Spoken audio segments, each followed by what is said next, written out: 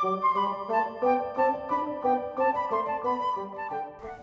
mór liom an Nollag mar tá má breithle comhghearrfhíseán agus tugann deireanach Nollag le bronntanas, agus is mór liom ealaíonn a dhéanamh ar scoil agus mar sin a agáil. Ihe Nollag bíonn sceitiúmíní mar níos liom colú mar tá deireanach Nollag ag teacht. An rud is fearr liom faoin Nollag na an festa ó bhfuair a dhéanam a bhrámaí bíonn réamhchursa, príomhchursa agus millseogáin agus bíonn sa lean go bhfuil agus ní bhíonn abalta bagaí. Is fásta.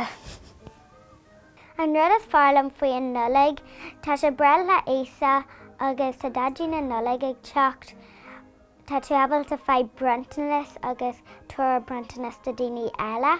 An rud is fearr liom faoin Nollag na ama a caitheamh le má ghleann agus tá daoine ar gcuairt agus is fearr liom ginear Nollag a ithe, but ní mór liom Brussels sprouts.